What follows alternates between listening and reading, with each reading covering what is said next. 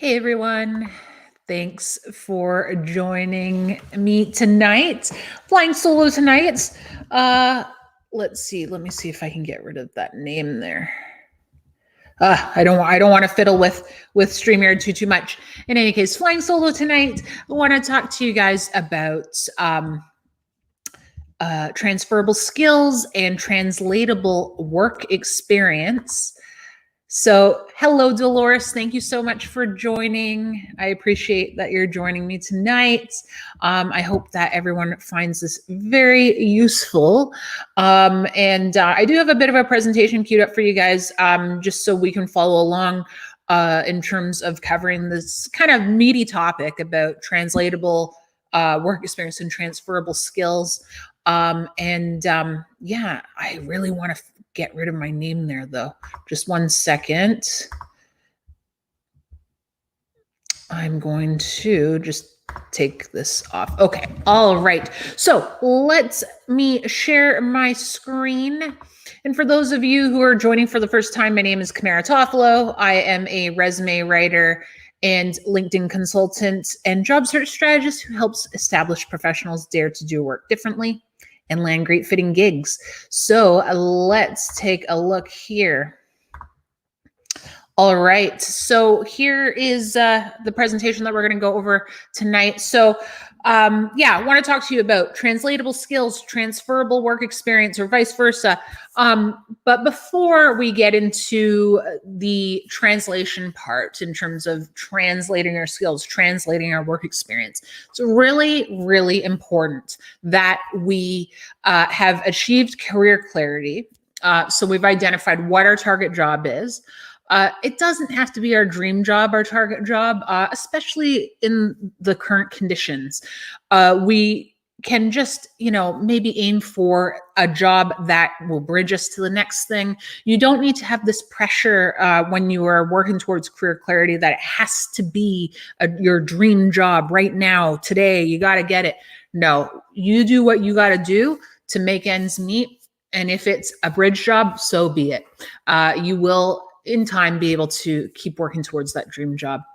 And then we want to, before we start translating our skills, we really want to think about the skills that we love using and the skills that we hate using. So if you've read UMAP, and if you haven't, I recommend that you do. Motivated skills are the skills that we love using, and burnout skills are the skills that we hate using.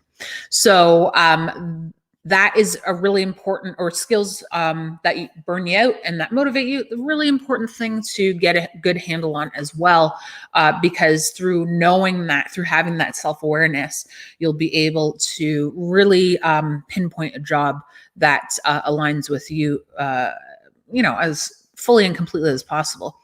So feel free, if you're joining us from LinkedIn, put any of your questions into the comments, and I'll be popping over to take a look to see what everybody's asking. And if you're on YouTube, then feel free to enter your questions right into the chat as usual. All right, so let me just check in, make sure that there's no major questions. Echoing, yes, sorry, I'm in a very empty basement. So sorry about that. Hello, John. Thank you so much for popping in and saying hello. Thank you for joining. All right, so let's go back over to the presentation. So let's talk a bit about transferable skills. So all skills, in my opinion, are transferable. And the reason I believe that they're all transferable is because skills don't exist in a silo just for one job, for one employer. The whole non-transferable skills versus transferable skills, I really don't believe that's a thing. I think, as I said, all skills are transferable. And when it comes to identifying which transferable skills to actually show on our resume, we really want to take our clues and our cues from job postings. That's what will really help us out. We don't need to just guess what skills we need to include. And so basically what you want to look at is, what do employers want that I have? in my own skill set. And where those two marry up, those are your transferable skills that you can go ahead and highlight on your resume.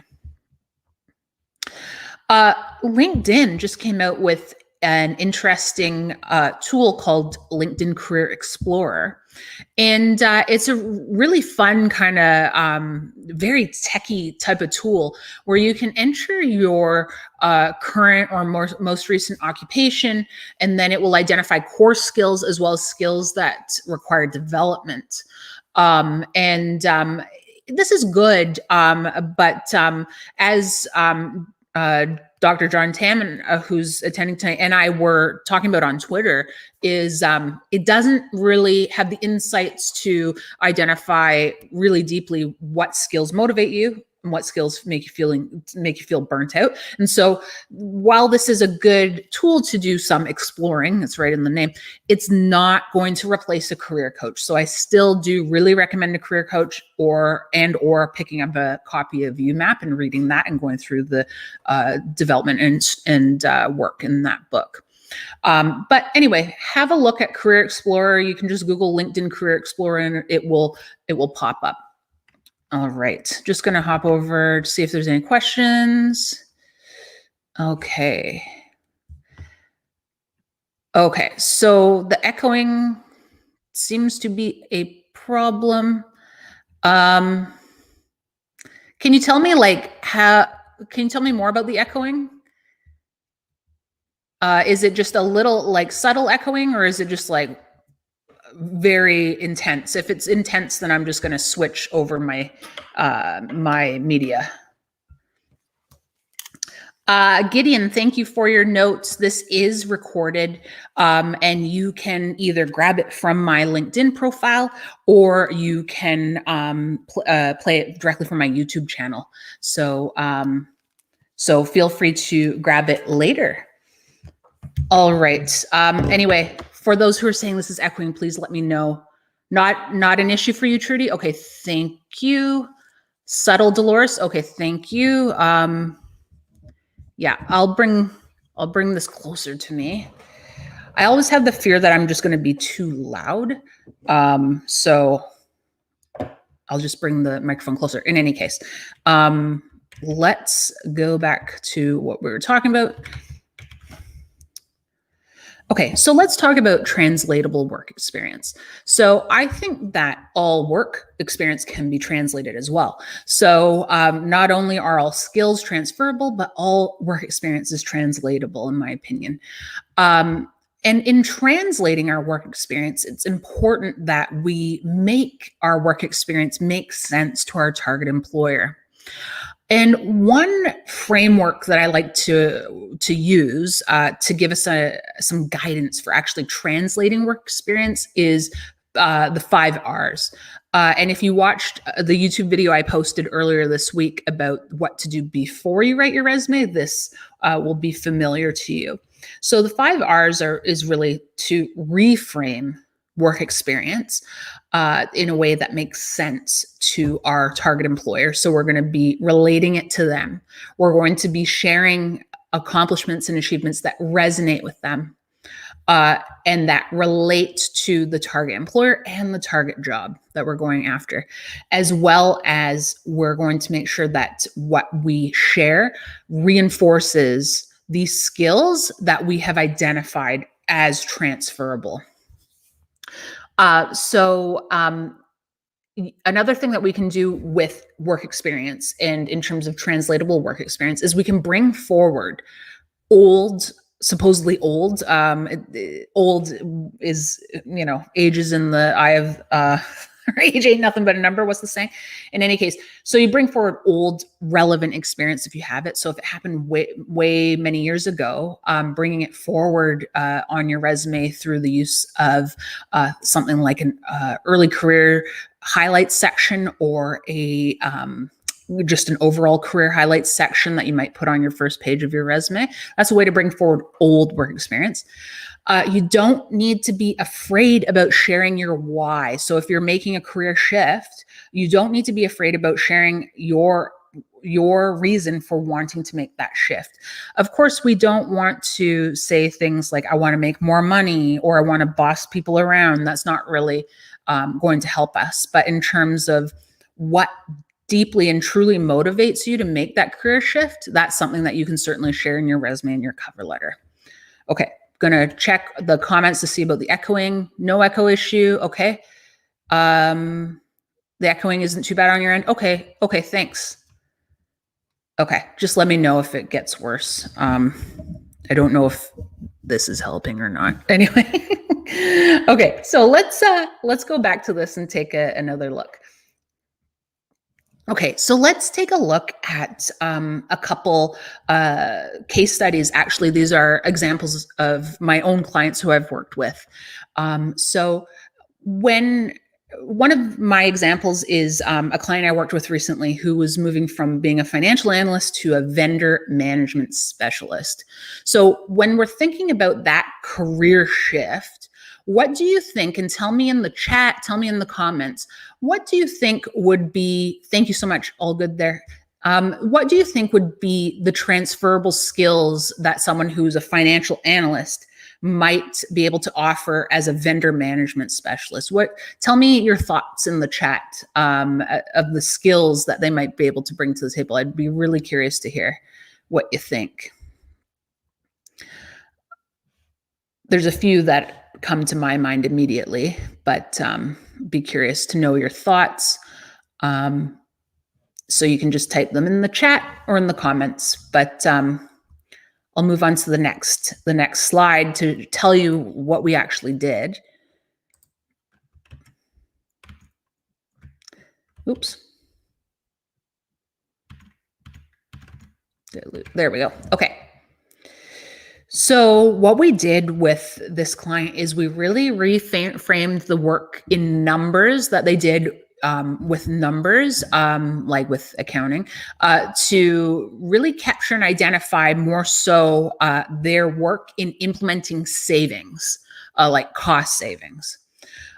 We also really emphasized any time that they were involved in making strategic recommendations. One thing I didn't put here is that we really emphasized as well their involvement in budgets, in either budget planning, in creating budgets, in managing budgets, in keeping costs low.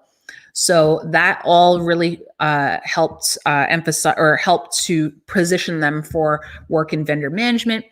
We highlighted involvement in contract negotiation. So this client was lucky enough to actually be involved in contract negotiation, which is a very important part of vendor management. We also included discussion around why this client, why work in vendor management was more aligned with them. And really it was that they wanted to be engaged with people more. They were meant to be engaging with people more than they were meant to be engaging with numbers. So that is really what we drew out here for this client. All right. So the next client was someone who made a shift from product manager to business strategist. So just let me know in the chat, in the comments, what you think we might have highlighted as transferable skills for product manager to business strategist. So previous notes for the other client, data analysis was a transferable skill. Yes, absolutely. We didn't bring out necessarily data analysis, but there was a lot of emphasis on analysis that we brought forward. So you're exactly right, Romualdo. Attention to detail is definitely a strength that was important, but attention to detail is a bit of an overused term. It doesn't really mean a lot to the reader unless it's backed up by actual results and actual work and actual accomplishments. So the attention to detail was showcased in when we provided examples of their ability to uncover cost savings. So certainly attention to detail is important, but it's more important that we provided concrete examples of how they did that. So back to product manager, to business strategist. What do you think? Stakeholder engagement, absolutely. Stakeholder engagement was very important in this case. What else do you guys think? Product manager to business strategist. This one could have been a little challenging. Because they're quite different, product manager to business strategist, but there is some translating going on in transferable skills for sure. All right, so lots of notes here. So with this client, when we were writing their resume, it was less about the making of stuff as a product manager and more about the process of deciding whether or not to make the stuff, the products, and how to most strategically make the stuff. So we weren't so much emphasizing the products that they were creating, more so we were emphasizing the strategic decisions to, well, should we develop this product or not? If we do develop this product, what will this do for the company in terms of brand perception, in terms of profit, in terms of ROI, in terms of any multitude of things. So we definitely emphasized this client's work and strategy. We also highlighted their special projects. They were lucky enough to be involved in some transformation initiatives. So ways they transform products and why that was important, ways they transform processes. And they actually transformed a whole department at some point. So why that was important strategically is what we highlighted on their resume. We showcased their leadership, which was definitely very important, and their work in building frameworks or building structure to improve team performance, because they had experience with doing that. So a very strategic move.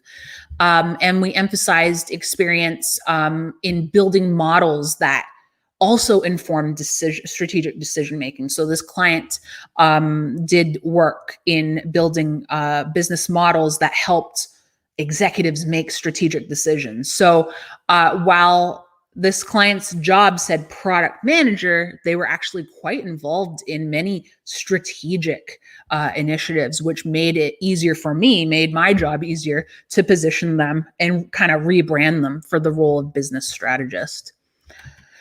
So let's see what you guys are saying. Understanding, I'm going to pop these up here too, because these are good. Understanding client and customer needs and product features and possibilities. Definitely that could be something that would tie in with strategy for sure. John says able to develop project plans, 100%. Yes. The project plans really tied in with, well, this client had a lot of experience in developing project plans, specifically to your point, John, as well as they had all the experience building the models and the frameworks. So there was a lot of good strategic stuff going on. Trudy, in-depth product knowledge will help the individual understand the product uniqueness. Absolutely, which, yes, I can see what you're saying. In understanding the product uniqueness can really help someone be mindful of that as they're making bigger, broader strategic decisions for the business, for sure. Imran, implementing lean. Yes, definitely. This client didn't implement lean, but if they had, certainly we could make a case for that being really important and transferable in their work experience, and show that they're exercising strategic insight into guiding the company where they want to go. Hi, Diana. Yes, to emphasizing strategy work to connect strategic planning, business case analysis. Yes. Yeah. For sure. For sure. All right. And now, thank you everybody for your thoughts. Let's go to, this is probably my favorite career transition story. I worked with a client who went from marine biologist to real estate analyst. So what do you think their transferable skills might have been? I would love to see, I'm going to hop back over to the chat. What do you think a marine biologist has that they could bring to the table as a real estate analyst? And when I say marine biologist, I am talking involvement in fisheries, and conservation and things like that. So what do you think? I'd love to hear in the chat, in the comments, what you think someone would bring to the table of being a real estate analyst. Yes, Diana, so different. So different. Research, yes, you're going to see that. Oh, thanks, John. Yeah, this one is a real fun one. Yeah, this one was like, is totally my favorite. Analytical thinking, Suzanne. Yep, you got it. You got it, for sure. Anyone else with some ideas of what could be brought to the table? Data analysis, Julie? Yep. Analysis for sure, yep. But she was looking at some data, yeah. Statistics, yeah. Tying in with the data and the analysis, yeah. There's some of that. All right, great thoughts. Okay. All right, so with the marine biologist, we really tried to put way less emphasis on fish and science and more on analysis, money, cost, and benefits. So going back to the points about research, the research still, the emphasizing her research still existed, but we reframed those accomplishments around research to emphasize analytical accomplishments, less about the conservation. So less about saving species of fish, more about saving money, saving costs, doing things not cheaply, I shouldn't say that, doing things inexpensively, keeping costs down while benefits high. This client also had a really interesting story of being, of kind of growing up in real estate. So we were able to bring forward that personal story. And also this really did help this client as well, is they were doing additional education in real estate, as well as internships and projects that came with that. So this client was really going through a major reinvention and career transformation. And we had a lot to pull from, but as you can see, it doesn't matter that she was working with fish and trying to go to real estate. It was all like, there was something that was transferable. There's something that was translatable. There's always something that we can pull from. So let's see here. Some other notes on transferable skills. Ability to work with people. Yes, absolutely. I didn't mention that, but you're so right, John. The work in marine biology and fisheries really required this client to build strong stakeholder management skills, which they brought to the real estate analysis work. Yes, data management. Well, in this case, analysis. But you're right, data management, yes. Ability to present facts and data, certainly. And that really comes through in the examples of the analysis executing. In one case, this client executed a really strong cost-benefit analysis, which led to some very informed decision-making. Forecasting and budgeting, definitely. Discussion with others and engagement, for sure. That goes back to the stakeholder management. So yeah, see, you guys are totally geared towards thinking about how the work can translate, how the skills are transferable, and how the work can translate. There's always a way to translate or transfer knowledge and skills from one totally different job to another totally different job. So anyway, great stuff. So I just wanted to show you a few examples. Oh yes, I wanted to show you as a refresher, a really easy way to format your skills section on your resume. As a refresher, this may be a refresher for some, or this may be new for some.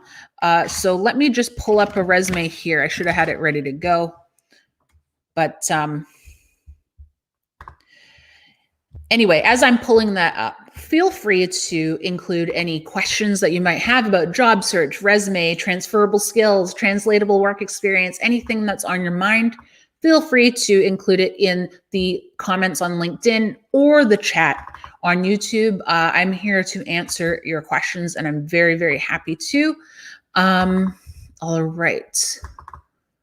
Let me bring up Michael Scott's resume.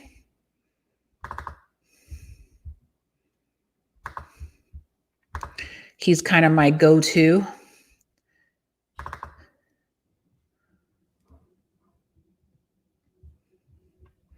All right. So let's just get that going here. Sorry for the delay. All right, so let me share the screen with you.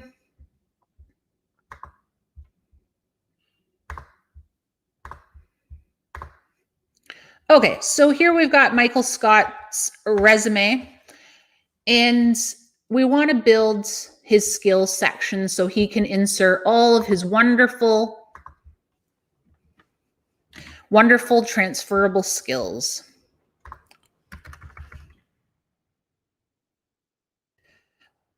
And this is truly the easiest way that I know of to build a skills section. And it makes formatting really, really easy. So what I do when I'm building a skills section on a resume, when I'm using this method, is I just center the page or center my line, and then I just insert the skills as I've identified them in scrutinizing the job posting and aligning my own skill set or my client's own skill set with the job posting. So unfortunately, this is just capitalizing, so let me take that off. Okay, so we've got skill, and then I just put a separator, skill. Imagine these are actual skills and not just placeholder, skill. And then enter a new line, skill, skill, skill, and a new line, skill, skill, skill. Okay. So really it's that easy. So just to recap, I centered up my line, and then I just started typing skills and using a vertical separator to separate them.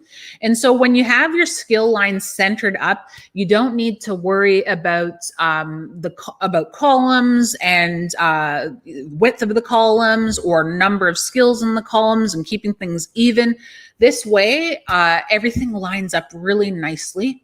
And it's really easy to edit later, swap skills in and out as you're customizing your resume for different job applications. This is definitely my favorite way to format a skills section. Any questions about that? I hope that was easy, because I feel it's pretty easy.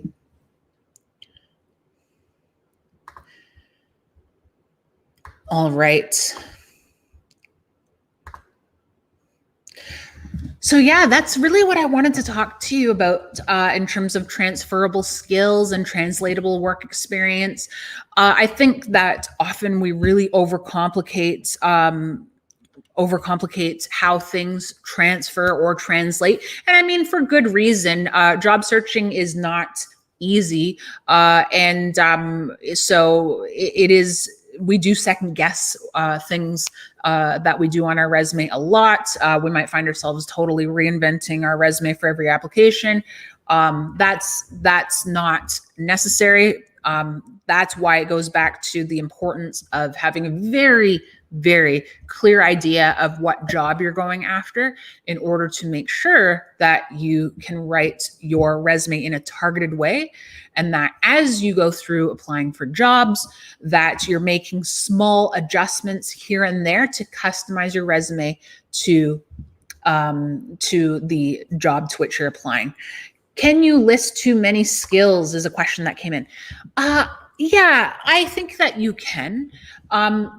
You do want to make sure that in your resume, in your accomplishments, that you are reinforcing any skills that you list in the skill section with accomplishments. So you want to show that you've demonstrated using those skills. My kind of magic number, if I'm listing skills, is I don't go more than like 16 maybe skills, maybe even less, 12, because the more skills you add, the more you have to reinforce through accomplishments, and the more the risk you run is diluting skills. So we don't want to do that. Again, we really want our skills to be aligned with the job posting. It's really important that you have a good idea of what the desirable skills are. And do you have those skills, and have you backed up those skills with accomplishments? That's really what it comes down to. So is there like a rule on the number of skills? No, but in terms of what I do, 12 skills to max 16 is what I'll typically go for. The 16 skills will show up for people who are quite senior, who have to demonstrate many, many different competencies. I hope that helps. Let me know what other questions you have. All right.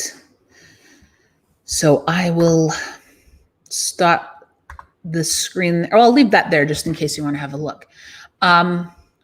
What are the number of pages on a resume nowadays? Okay, so I used to be very strict on number of pages in a resume, I will admit. I used to think, no, if you're a student or a recent grad or less than 5 years of work experience, 1 page. If you have more than 5 years of work experience, 2 pages. And I've even written resumes for CEOs on 2 pages, which is true, I have. But then I had a CEO who ended up with a 4-page resume. And then my rules went out the window because I realized that applying a resume page length rule is really restricting, and it's arbitrary. So if you're looking for a general rule of thumb, and this is not a rule, more so a guideline, is if you have less than 5 years of work experience, then I would aim for a 1-page resume. If you have more than 5 years of work experience, 2 pages would be sufficient in most cases. But I've seen many people go on to 3 pages. Your resume needs to be as long as it needs to be to tell your story the right way. So there's no hard set fast rule on resume page length by any means. And so if it needs to be a little longer, then so be it. But I would say, yeah, I've not written a resume that's 4 pages for anyone who isn't at the executive level. So 4 pages is a little long for most people. So I would say 2 pages for most of us, 3 if necessary. But again, as long as it needs to be to tell your story the right way. Good question. Length is always something that we're all wondering about, because there's a lot of information on the internet that your resume needs to be only so many pages. I don't believe that to be true, and I think it's unlikely that anyone would stop reading at the 2nd page. All right. So I'm going to stop sharing that now. I think you probably got it. Hello, Andrew. Is cover page critical when applying for a position? So I'm often having the cover letter debate especially here on LinkedIn and Twitter. So I am a big believer in a cover letter. Because I think that it can tell more of your story that maybe isn't totally clear in your resume. It can clear up any red flags that might be on your resume. But in order for a cover letter to work, it needs to be well written. So I would not recommend using a generic cover letter. You need to make sure that your cover letter is well written. Otherwise, it can impact how your application is perceived. If it looks thrown together or half-assed or what have you, can impact the perception of your application. So, I do have a cover letter guide on my website. So just go over to camaratofalo.com and look for the menu item that says free stuff. And then you can grab your guide over there. So yeah, I do believe that a cover letter is important. I never want a job seeker to be in a situation where a cover letter was expected and they didn't send one. That's always a big worry for me, because I hear from enough people that they read enough people in hiring that they read cover letters. And so if people are reading cover letters, then we should be submitting them. I hope that helps. Julie, I think you were asking what about in terms of red flags? Can you clarify your question? All right. What is the best format of a resume? I have a few jobs, different fields, but all transferable skills and a few gaps. Okay. So the best format of a resume is a simple format. And I have a whole playlist on my YouTube channel. And I titled it something like how to format a great resume or something like that. It's all about resume formatting stuff. There are a couple hour-ish long training videos on what a resume format would look like. I do recommend checking those out. In terms of having a few jobs in different fields, but all transferable skills and a few gaps. Okay, there's videos on my YouTube channel about addressing gaps. So you'll want to make sure that you're addressing those head on with a one-line explanation for perhaps why that gap happened, like if you were laid off or what you were doing to productively spend that time during the gap, like if you were taking a course, or also you can, if you had to take time due to a personal leave, you can mention taking a personal leave. I talk about many different scenarios in my career gap videos on YouTube, so have a look at those, and let me know what follow-up questions you have from that, if any.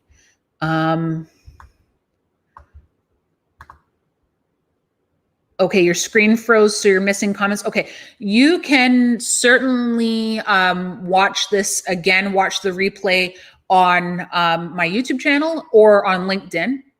So I think on LinkedIn, it'll be up immediately, but on YouTube, the video needs to process. So I would recommend just, you said your screen froze at around 8:36, so I would skip forward 36 minutes and then, or 30 whatever minutes, and then you'll catch what you missed. Okay, so Julie, what about industry or technical language when making a transition? Sorry,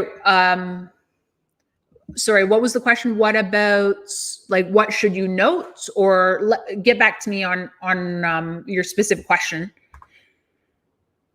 Jeff. Hello, Jeff. This may be off topic, but can you give me tips on how to network with someone on LinkedIn that works at a company that I want to work at too? How do you break ice? Yeah. So certainly you could do the networking on LinkedIn. And I do recommend really familiarizing yourself with that person. So really getting clear not clear, sorry, that's the wrong word, but really getting a good idea of what they're all about. And so you can include something highly specific about them in the message to them. So something like, I really like what you said about blah, or I've been loving your content about blah, blah, blah. Or I really like your take on whatever, or however, like hopefully they've been doing something like posting on LinkedIn. If they haven't, then I would see if there's any other way or any other thing that connects you to that isn't necessarily the company that you're targeting, just to, naturally kind of break the ice, something in common. But certainly don't hesitate to send them a message to see if you could, or just, see if you could gain their insights on what it's like to work at that target company, or any advice that they can offer you. If you're really lucky, you'd get them on the phone or on a Zoom call for an informational interview. And see if you can get some insights from them. The key is with informational interviews that they are for learning, and they are not for asking for a job. But I know that's not what you would do anyway. I know that you would be using this for networking. So just I wouldn't worry so much about breaking the ice. Just go for it. And again, see if you can make your message to them highly specific. But other than that, just go for it. Send them a message. If you are asking me specifically about how to find these people, I can comment on that as well. Just let me know. Good questions. Romaldo, hello. How will you produce a resume that focuses on transferable skills when you are asked to share specific accomplishments related to past roles? Would we use a career shift resume? So this goes back to reframing our accomplishments towards emphasizing and reinforcing those transferable skills. And the skills, we don't even need to say transferable skills. We can take the whole transferable really out of the term, and that might simplify it. So basically what we're doing is we are assuming we've identified our target job. We're looking at the job posting. We're looking at the qualifications that they want. Do we have those qualifications? If yes, those are the skills that we mentioned in our skills section. And if we're mentioning the skills in our skills section, we're following it up with accomplishments that reinforce those skills. So we don't even need to say that they're transferable or not. Are they skills that you have? Great. Then mention them on your resume and then reinforce them with accomplishments. I hope that helps maybe kind of shift the perception. Let me know if you have a follow-up question from that. Thank you so much, John. Thank you for joining. This happens every Thursday night. So please join me again next week. All right, let's see here. So Julie, just wanted to check in again with you. Was there something that you wanted to ask me specifically about technical language when making a transition? Like, are you asking me if you should note technical language, if you should use technical language? And let's see. Thank you so much, Jeff. I really appreciate that. Thank you. Thank you, Trudy. Thank you for coming. I appreciate that. Thank you for the thumbs up, Romaldo. I appreciate that. Okay, Julie, when changing industry or moving from a technical position to different industry or a business role, should industry or technical language be made less tech? Gotcha. Okay, gotcha. Okay, so this goes back to the relating and resonating part of that 5 R's framework. So we got to speak the language of the target employer. We got to speak the language of the target job. So if you're going from a highly technical role into another role that's more business related, but is still aligned with those same, say, products or solutions that you were dealing with technically when you were in the more technical role, then you can use some technical language. But if you're going to a completely different industry or a completely different company where that technical language won't make sense, then you will need to explain your accomplishments in a way that does make sense. So this is a really good question, Julie, because I do see this come up a lot on with technical folks on their resumes, in that they're talking about technical things or using technical language or technical jargon that's going to be very much lost on the reader that they're trying to talk to, essentially. So you really need to know your audience. And again, this goes back to really how important career clarity is for identifying what you're going to go after, so that you can go after it right, in the right way, speaking the right language. And so, echoing, I think this is better. I got farther away from my mic. So anyway, Julie, really good question. Let me know if you have follow-up questions about that. All right. Thank you so much, Dolores. I appreciate that. And if there is anyone on the attending tonight that is struggling with career clarity and is really wanting to make an investment into achieving career clarity, I certainly recommend working with a career clarity coach. I also recommend the book UMAP, as I mentioned before. There were actually 2 career clarity coaches that attended tonight. I don't know if they're still watching, but Dr. John Tam and Diana YK Chan are 2 career clarity coaches that I highly recommend. And so I would definitely advise you to take a look into their services if career clarity is something that you'd really like some support with. Yeah, I highly recommend it. Can't recommend them enough. So in any case, yeah, career clarity cannot be underestimated. All right, a few more questions coming in here. This is great. Oh, Della, thank you so much. All right, Sagar, I am reapplying to a position for which I was rejected a few months back. Someone from the same company wants to refer me. Should I go ahead?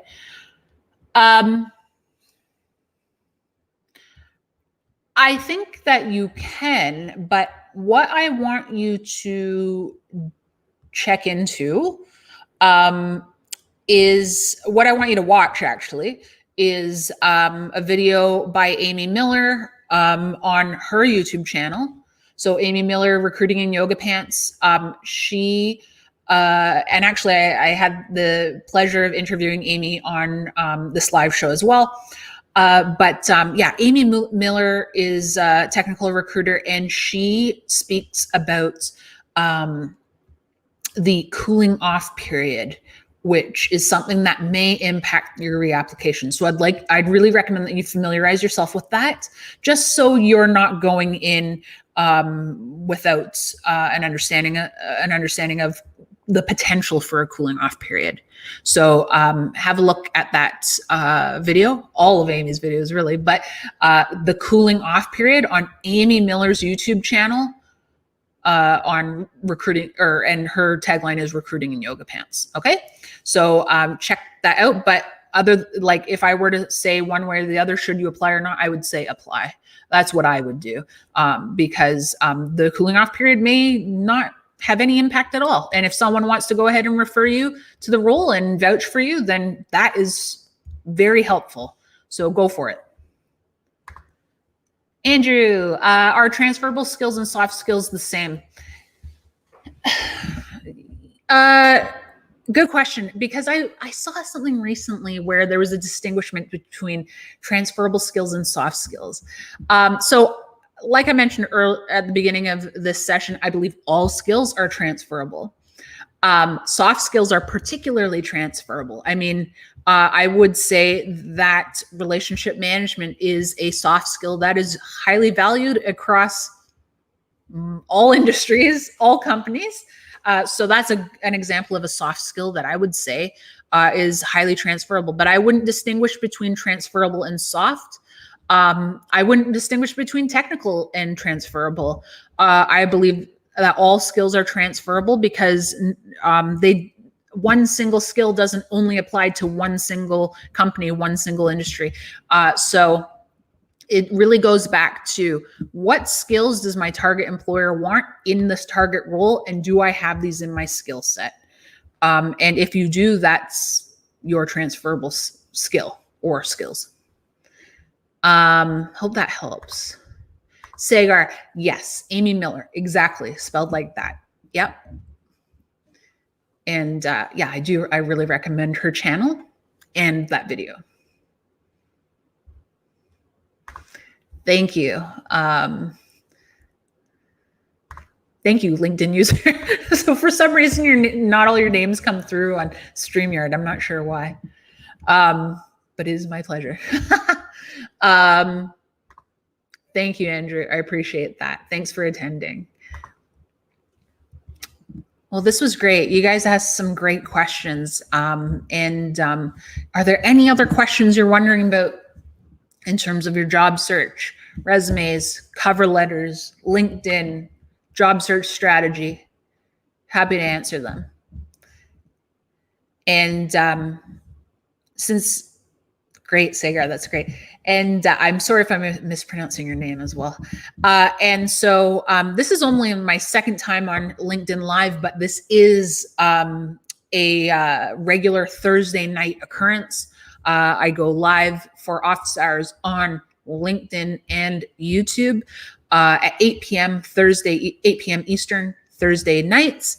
And this is my first time flying solo in a while. I've been interviewing some great career experts on the show, and that will also continue soon. And yeah, so I hope you can join me again next Thursday, the Thursday after that, Thursday after that.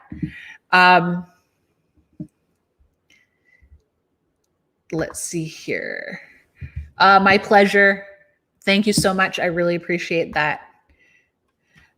All right. Julie, can you send me an email? My email is on my website.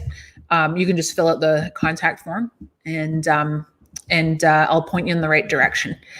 That's great. So, in any case, thank you so much, everyone. I will. Oh, let's see. Couple more questions coming in here. What factors are responsible for rejection apart from basic qualifications? That's a big question. And I don't think that I have the ability to answer that. I would recommend, I am going to recommend Amy Miller again. She has so many videos on her channel. She may have something specifically on that. If not, she might be able to comment on that. That's really more so a question for a recruiter than for myself. I don't think I should really hazard a guess one way or the other. But I can imagine that it really depends on a number of factors, many that may be out of your control as a job seeker. So I'm going to just leave it at that. Okay, I have a question regarding going from a customer support role to an IT role. Okay, would you say it would be important to focus on the interpersonal skills rather than the analytical skills, or both? Okay, so this is very, I've seen a lot of success with people going from, I'm going to close the question, but people going from a technical role to a customer service role, especially if they have that balance of interpersonal skills and tech knowledge.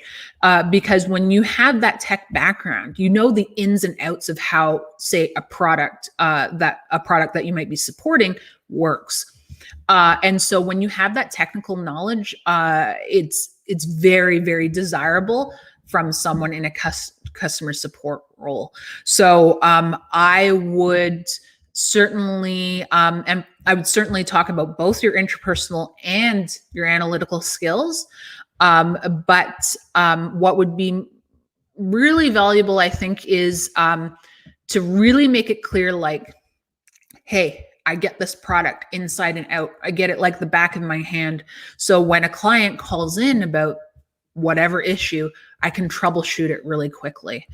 If you have examples of how you supported, I'm guessing, internal clients in your technical role, supported internal clients, whether it be through a product or be through like help desk or what have you, bringing out examples of how you supported internal clients would be really valuable too. To give solid examples to back up those interpersonal skills that you're claiming. So I hope that helped. Let me know.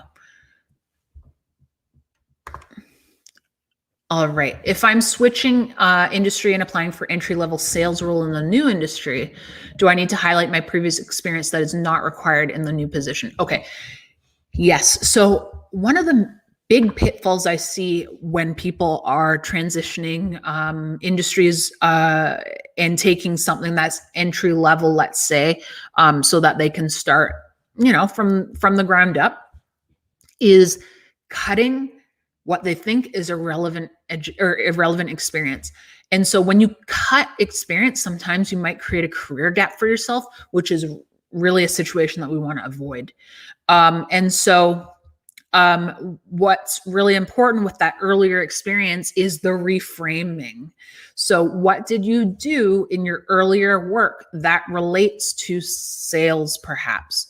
Or what did you do in your earlier work that equipped you with knowledge that you can apply in your new sales role? So there's always a way to translate it there, and there's always a common thread connecting all roles. In my opinion, it's just, you got to find it, and sometimes it's hard to find. So just really reflect on what you did in your prior work and see how you can reframe it to make it make sense, or to make it support your new direction of moving into sales. Hope that helps. My pleasure, Kathy. Thank you so much for joining. I really appreciate it. All right.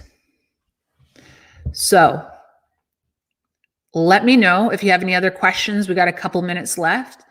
But yeah, just to reiterate, every Thursday, I'll be here, 8 p.m. Eastern. So, any questions that come up for you in the next week, jot them down, bring them to the next office hours on Thursday night next week, and I can certainly give you a hand with those questions. If not, hopefully you can still join, because I'll have another topic that I can cover. All right. Oops, sorry. My pleasure. Thank you. If one was leaving a sales role to go into a more tech-related role, what would be the best step in transferring skills? Okay. Yeah. So transferring skills, it really comes down to the previous work that you did.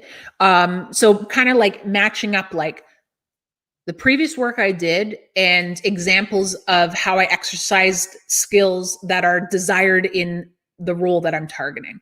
So if you're going from sales to tech, going from sales to tech that's still a transition that can work, in that you know what the customer wants. You know what the customer needs, and you know how to speak the customer's language.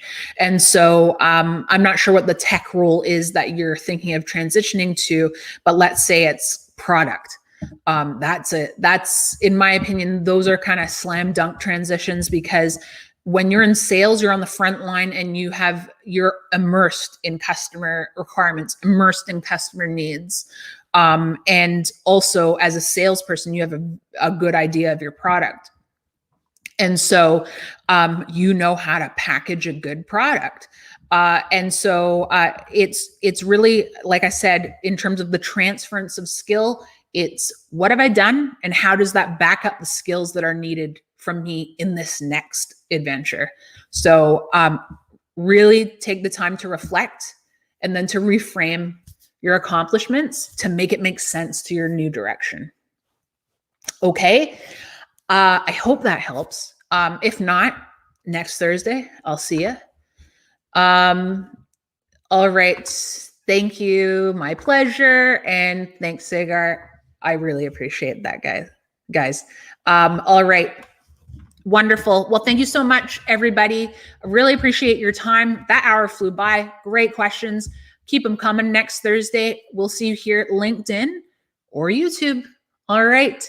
Take care, everybody. Have a great week.